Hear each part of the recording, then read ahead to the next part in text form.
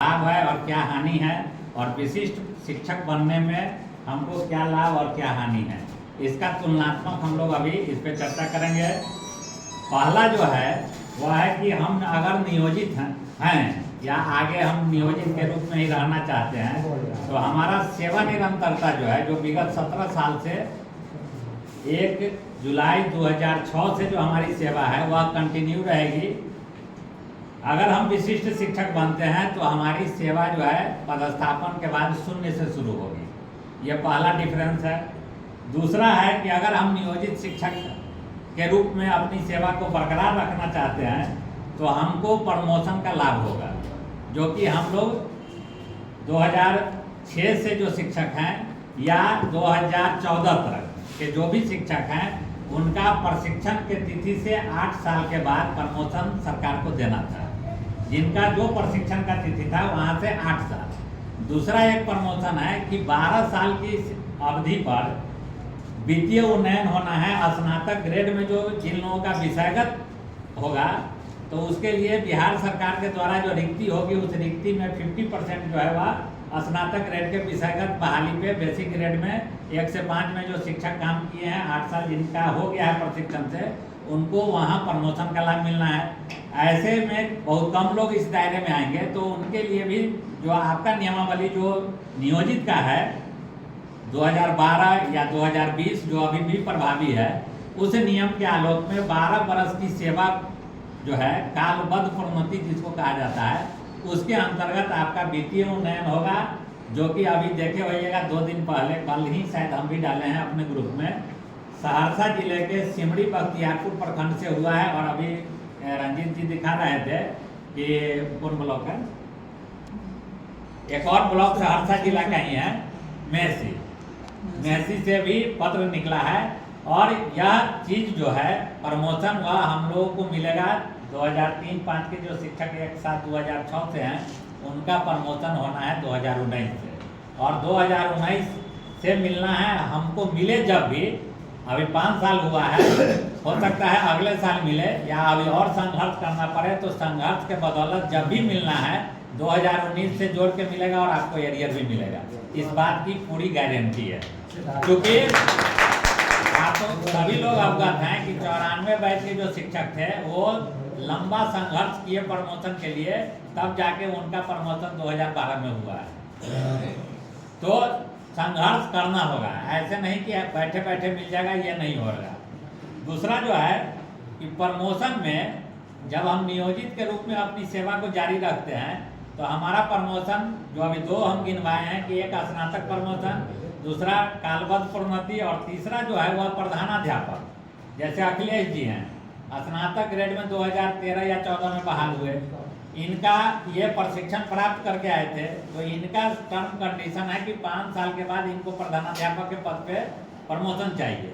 लेकिन अगर हम विशिष्ट शिक्षक बनते हैं तो वहाँ आपको कोई प्रधानाध्यापक के लिए कोई प्रमोशन नहीं है। बात समझ गए? वहाँ केवल आपको एक प्रमोशन की बात है, जो आपके पदस्थापन के 8 साल बाद, यानी कि जो शिक्षक 24 में विशिष्ट बन रहे हैं उनको 32 तक इंतजार करना होगा। और जो शिक्षक 1 to 5 में 2014 में बहाल हैं उनका ट्रेनिंग हुआ है 19 में, वैसे शिक्षक जो 19 में ट्रेंड हुए हैं वो उनका भी प्रमोशन 27 में 8 साल पूरा हो जाएगा। लेकिन अगर वैसे शिक्षक जो 19 में ट्रेनिंग प्राप्त किए हैं वो अगर जाते हैं विशिष्ट बनने तो उनको भी 32 तक इंतजार करना पड़ेगा। तो ये एक डिफरेंस है। अब है ग्रेच्युटी। हम विशिष्ट अगर बनते हैं, राज्यकर्मी बनते हैं, तो हमको मिलेगा ग्रेच्युटी।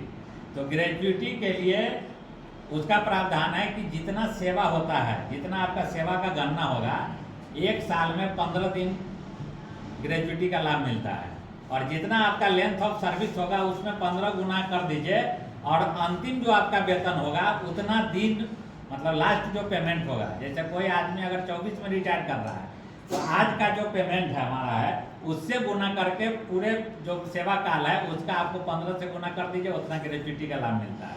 उसके लिए भी संघर्ष जारी है नियोजित के रूप में। और हमारी आपकी गणना जो हम सेवा निरंतरता की बात बार बार कहते हैं वह 2006 से गणना होगा, तो निश्चित रूप से ग्रेच्युटी का भी लाभ अब से अगर हमारा जो सेवा है सो गणना कीजिए और पीछे से गणना कीजिए, उस स्थिति में भी आप देखिएगा कि ग्रेच्युटी का लाभ आज न कल सरकार को देना है। उसके पर हम चर्चा करेंगे कोर्ट के बिंदु पे, पहले हम इसको केवल अलग अलग कर देते हैं। दूसरा जो है कि ग्रेच्युटी का लाभ आपको विशिष्ट में क्या मिल रहा है, तो पदस्थापन के बाद अब किन्हीं का 4 वर्ष बाकी होगा तो आप समझिए कि 15 14 60 दिन का मिलेगा। हमारा बैक का अगर 17 साल है तो 17 गुने 15 कर लीजिए, आप उससे अवगत हो जाएगा कि क्या लाभ मिलेगा। दूसरा जो लाभ लोग गणवाते हैं कि यहाँ ईपीएफ में हमारा 1800 कटता है और सरकार का 1800 कटता है, और वहाँ हमको मिलेगा, वहाँ हमको लाभ मिलेगा एनपीएस का। बहुत सारे लोग हमारे आपके बीच से बताते हैं जो सक्षमता भर दिए हैं या हमारे बीच बीपीएससी के भी साथी हैं उनको भी, कि एनपीएस में ये इतना मिलेगा लाभ, इतना सरकार 14% देगी। यह केवल एक ठगने का काम है। कैसे है, तो आपके हमारे बीच जो नियोजित शिक्षक बंधु थे 2012 में 34,540 कोटि में चले गए, उसमें से रिटायर भी 10 साल 12 साल के बाद करना शुरू कर दिए। उनको एनपीएस का लाभ मिल रहा था और उनका मूल वेतन जो था वो क्या था, 9300। हमारा आपका मूल वेतन जो अभी क्या है 5200 का स्केल है, 5200 से 20,200। तो आप अब गणना कर सकते हैं, या जो आपके इर्द गिर्द कोई सगे संबंधी अगर 34,540 में रिटायर किए हैं उन शिक्षक से जाके आप पूछिएगा कि 12 साल 10 साल सेवा करने के बाद आपको पेंशन के रूप में कितना मिल रहा है, तो वह बताएंगे कि किसी का 1700, किसी को 2700, किसी को 3400, 4000 से ऊपर किसी को अब तक नहीं मिला है जो हमारे संज्ञान में। आप इस तक अगर हम झूठ बोल रहे होंगे तो आप इसकी तहकीकात कर सकते हैं। दूसरी बात है कि आपका जो पैसा कटेगा, अभी हम डिफरेंस भी बताएंगे कि राशि का क्या होता है, कैश इन हैंड कितना मिलेगा, कितना सरकार देगी, उसको अगर आप ओवरऑल गणना कीजिएगा फिर भी एनपीएस में आप जो आपका जो कटेगा, मतलब कैश इन हैंड अभी हमारा 1800 कट के घर के मिलता है। अगर हमारा 10% कटेगा, 10% अगर कटेगा तो आपका जो राशि होगा उतना राशि अगर आप अपने सेवा काल तक कहीं अन्य जगह जमा करते हैं तो निश्चित रूप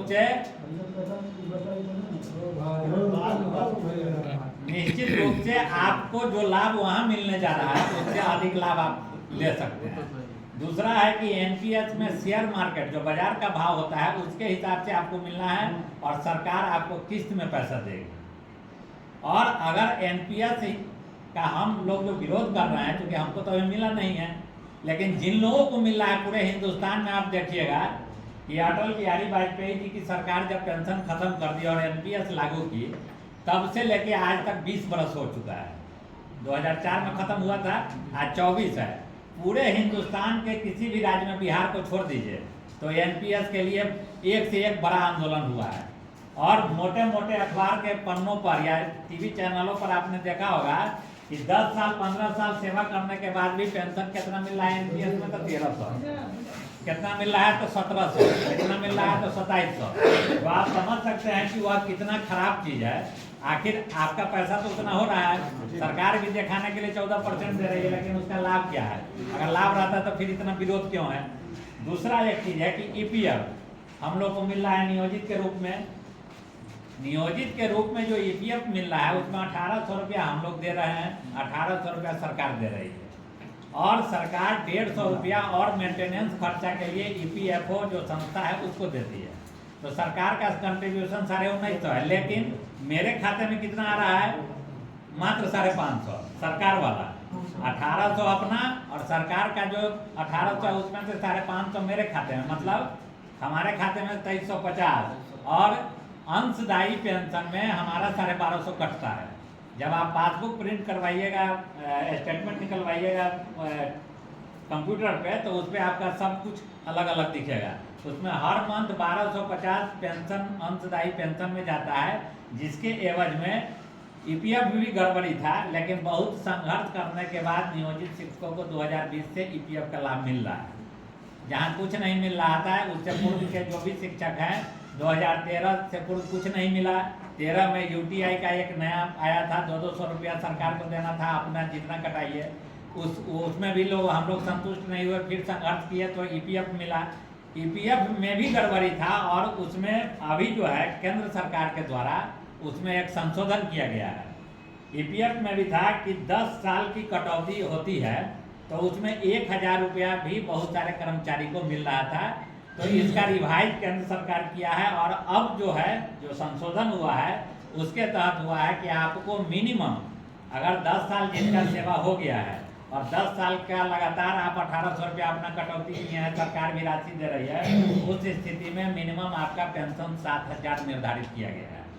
तो इस स्थिति में भी आप देखिएगा तो एनपीएस और ईपीएफ में जो आपको मिलेगा पेंशन के रूप में, तो निश्चित रूप से ईपीएफ में आपको 7,000 की गारंटी है, लेकिन वहाँ आपको 10 साल और 12 साल के सेवा करने के बाद 34,540 वाले शिक्षक से पूछ के आप अपना भ्रम दूर कर सकते हैं। दूसरा है ईएल। नियमित शिक्षकों को 14 दिन का मिलता है ईएल और वह सेव होता है, और पुराने जो शिक्षक हैं उनको जब वह सेवानिवृत्त होंगे तो उनको उस ईएल के बदले में जो अंतिम वेतन होता है उसका भुगतान होता है। मतलब अर्जित अवकाश के बदले में नगद के समतुल्य राशि का होता है। हम उस चीज़ को लेकर विधानसभा में भी क्वेश्चन कराए थे और सरकार को भी लिखे थे। जब हम लोग को ईपीएफ के लाभ के तहत यह कटौती किया गया तो उसमें अभी गोलमोल सरकार का जवाब आया, लेकिन वह लड़ाई चल रहा है। ईपीएफ में भी हम लोग नियुक्ति तिथि से मांग कर रहे हैं, जबकि हम लोग को मिला है प्रोस्पेक्टिव तिथि जो 20/8/2020 से मिल रहा है। तो ईपीएफ में भी जो ईएल का जो सुविधा है, अभी आप हम सब लोग अवगत हैं कि इस बार ग्रीष्मावकाश खत्म कर दिया गया। बहुत पुराने जमाने में भी बिहार के स्कूलों में 71 दिन का अवकाश होता था, वह 11 दिन घटा, तो उसके बदले में अन्य राज्य कर्मचारी का चूंकि ग्रीष्मावकाश नहीं होता है तो उनको 33 दिन का ईएल मिलता है। हम लोग भी इस बार अगर देखिए पाठक ने हमको गर्मी के छुट्टी में खटवाया है तो यह संघर्ष भी हम लोग आगे लड़ेंगे और ईएल जो है अभी 11 दिन मिल रहा है उसको 33 दिन करवाया जाएगा।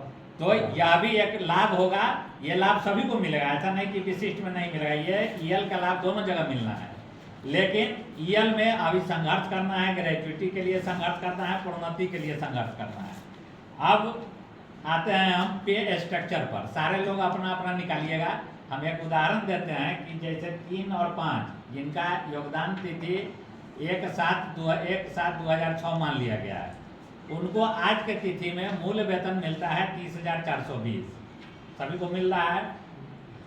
और अगर हम आज के तिथि में विशिष्ट बनते हैं, विशिष्ट शिक्षक हम बनेंगे जून के बाद जब भी पदस्थापन होगा उस तिथि से, तो हमको मिलेगा 30,750, यानी कि 320 रुपये का मात्र बेसिक का जो वेतन वृद्धि है वो, उस पर अगर 50% डीए रखते हैं, 4% या 8% एचआर रखिएगा, उसके बाद 1,000 मेडिकल रखिएगा, उसके बाद कैलकुलेट कीजिएगा, 1,800 यहाँ घटाइएगा और वहाँ घटाना होगा आपको 4,612। अगर हम ईपीएफ में कटवाते हैं नियोजित के रूप में तो हमारा 1,800 कट रहा है, कैश इन हैंड ज़्यादा मिलेगा। वहाँ हमको कटेगा कितना, 4,600 रुपया, और दोनों का डिफरेंस जो हम अपना निकाले हैं तो 3,520 रुपया निकला है टोटल। मतलब गणना जो हम अपना किए हैं वह 3,520 रुपया है। और आज के तिथि में मतलब अप्रैल 2024 का गणना अगर हम करते हैं, 16 साल मेरा नौकरी बाकी है, तो 16 साल और 3,520 रुपया गुने 12 साल भर का, तो 6,72,000 केवल मेरा मूलधन जमा होता है। हमारा जो डिफरेंस कैश इन हैंड कम आ रहा है, सरकार जो 14% देगी उसकी गणना हम नीचे करेंगे, लेकिन अभी वर्तमान में अगर हम डिफरेंस जो हमारा 3,500 निकला है इसको हम कहीं अन्य जगह आरडी खोल दें या कहीं इन्वेस्ट करें, अगर उसको हम लगातार इन्वेस्ट करें, क्योंकि वहाँ तो मेरा 46,000 कटेगा, यहाँ मेरा 35,000 का डिफरेंस है, तो हम 35,000 अगर 3,500 ही जमा करेंगे तो हमारा 6,72,000 मूलधन होगा और उसका 16 साल का ब्याज जोड़ लीजिए, और वही राशि आपको एनपीएस में आपके हाथ में देती है सरकार। बात समझ गए? अभी तत्काल आपको कैश इन हैंड उतना घटेगा, हम उतना इसमें भी नियोजित के रूप में भी घटा के तो ले सकते हैं। तो ये डिफरेंस है। और ईपीएफ और ये दोनों जब गणना कीजिएगा तो आपको 3,000 से ज़्यादा का लाभ नहीं दिखेगा। ओवरऑल 14% को भी मान लीजिए कि हमको सरकार दे रही है, जबकि सरकार देगी नहीं, वह मार्केट वैल्यू के आधार पे मिलता है और आपको किस्त के रूप में 4,000 से कम में पेंशन देगा।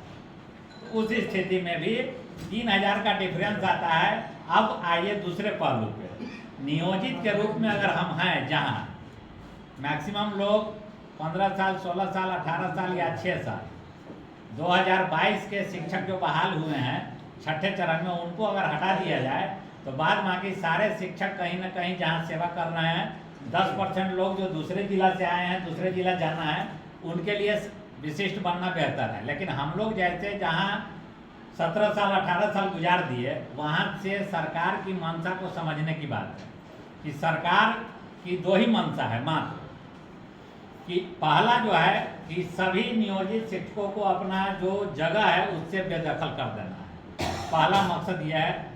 और दूसरा मकसद है कि जितना अधिक से अधिक नया पदस्थापन हो जाएगा, प्रमोशन के लिए आपको सरकार 8 साल तक चुप करा देगी।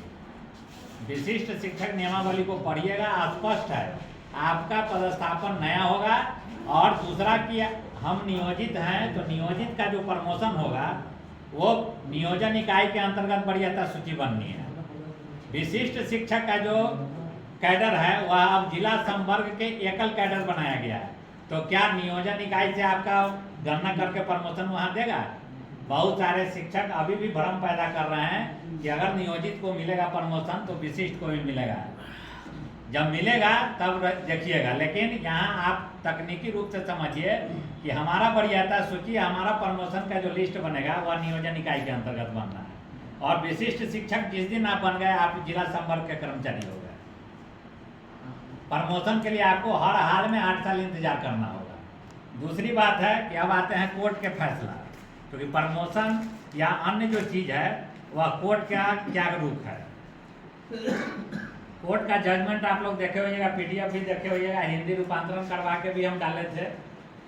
इसमें बहुत ज़्यादा नहीं पढ़ना है, इसमें कथा कहानी है जो 3 दिन बहुत चला है। महाधिवक्ता क्या बोले, हमारे वकील क्या बोले, उसका पूरा सत्यनारायण भगवान का कथा है, उसमें नहीं जाना है। इसमें केवल 59 और 60, जैसा कि कोर्ट करके हम ग्रुप में भी डाले थे, 59 और 60 को केवल पढ़ लीजिए। 59 में है कि पूरा जो जजमेंट का जो जज साहब लिख रहे हैं, उपरोक्त तर्क पर हम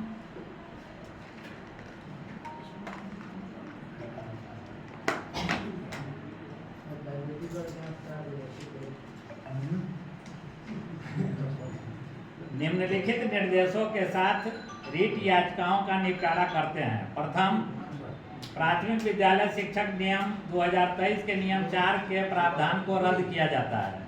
दूसरा, प्राथमिक विद्यालय शिक्षक नियम 2023 के नियम 12 को भी रद्द किया गया है। तीसरा है कि राज्य एक शिकायत निवारण तंत्र प्रदान करेगा, जैसा कि स्थानीय निकाय शिक्षक नियम 2020 द्वारा नियोजित शिक्षकों के लिए प्रदान किया गया है।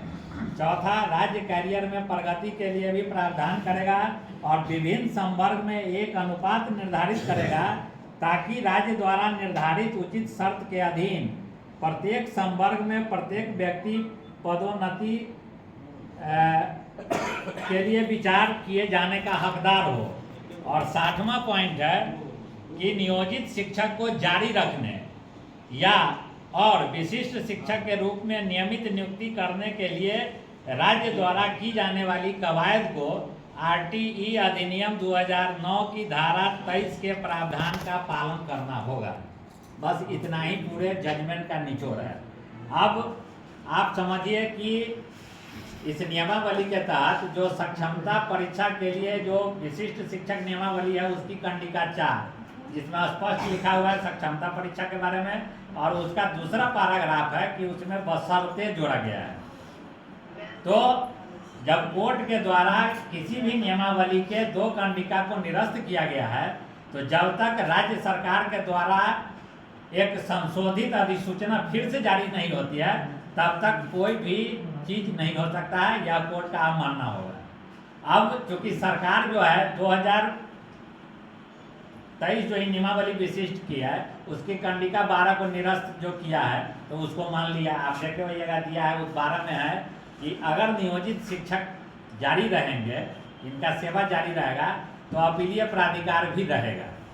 12 ये कंडिका कह रहा है। आप देखे होइएगा कि इस कोर्ट के जजमेंट के बाद सरकार उस चीज़ को लागू भी कर दिया, जिस अपीलीय प्राधिकार को जून में दे दिया गया था कि सारे केस का निपटारा करके इसको बंद कर दिया जाएगा। आप देखें हैं कि उसको अब आगे के लिए जारी किया है। तो अब सरकार इसमें कोई किंतु परंतु कर ही नहीं सकती है, क्योंकि संविधान से ऊपर और न्यायपालिका से ऊपर कोई नहीं है। जब कोर्ट में अगर सरकार को इस नियमावली के खिलाफ जो जजमेंट आया है, बहुत सारे शिक्षक साथी कह रहे हैं हमारे कि कोर्ट जाने से क्या लाभ हुआ। कोर्ट जाने से जो लाभ हुआ, जो हम लोग देखे हैं, हम लोग गए हैं, हम लोग बहस के सामने खड़ा थे, तो हम लोग को पता है कि क्या लाभ मिला। पहला तो लाभ मिला कि जो के पाठक जी का दंश हम लोग आज 12 महीना से झेल रहे हैं, वैसे पदाधिकारी के द्वारा एक कमेटी गठन किया गया, जिसकी अध्यक्ष वह स्वयं हो गए, और 5 सदस्यीय कमेटी का आनंद फानन में एक जो अनुशंसा होता है वह 2 दिन के अंदर कर लिया गया, और वह जबरन थोपा जाता है। तो कोर्ट में जाने के बाद सरकार खुद उस चीज़ को विड्रॉ की है। दूसरा की जो 12 कंडिका है अपीलीय प्राधिकार, उसको जारी कर दिया। सक्षमता परीक्षा पर चुप्पी साधे हुआ है, बिहार विद्यालय परीक्षा समिति से सेकंड सक्षमता का निकलवा दिया।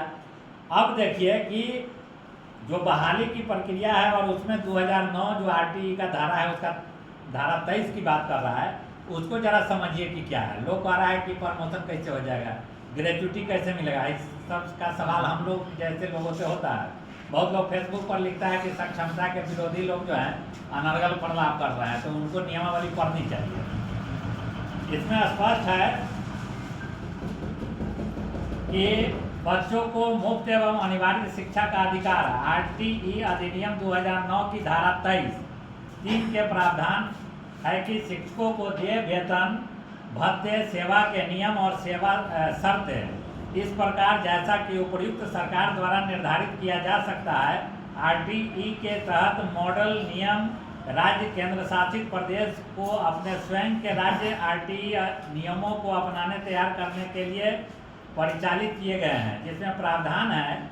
अब यहाँ से देखिएगा, राज्य सरकार या स्थानीय प्राधिकरण, जैसे हम लोग जो नियोजित शिक्षक हैं वह स्थानीय प्राधिकार के अंतर्गत है, स्पष्ट कर रहा है कि राज्य सरकार या स्थानीय प्राधिकरण जैसा भी मानता हो, शिक्षकों की सेवा शर्त और वेतन और भत्ते को कम में अधिसूचित करेगा, शिक्षकों का एक पेशेवर और अस्थायी कैडर बनाएगा।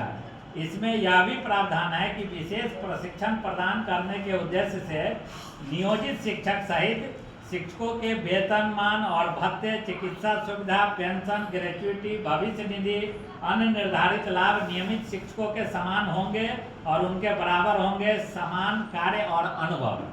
मतलब कोई भी चीज़ जो यहाँ दिया है कि नियोजित शिक्षक को जारी रखने और विशिष्ट शिक्षक के रूप में नियमित नियुक्ति करने के लिए राज्य द्वारा की जाने वाली कवायद RTE अधिनियम 2009 की धारा 23 के प्रावधान को लागू करना होगा। ये आदेश है, ये कोई सुझाव नहीं है। तो इस स्थिति में अब आप लोग को अपना चिंतन करना है कि हमको ग्रेच्युटी मिलेगा कि नहीं मिलेगा, हमको पेंशन का लाभ मिलेगा कि नहीं मिलेगा, हमको अर्जित अवकाश जो है, जो मूल शिक्षक है उनके जैसा हमको मिलेगा कि नहीं मिलेगा। तो ये सब बातें हैं। और यह जो RTE का जो मुद्दा है वह लोकसभा में भी बजाबते क्वेश्चन किया गया था सांसद के द्वारा, और उसका जवाब है। ये दोनों पेज हम ग्रुप में भी डाल दिए हुए थे।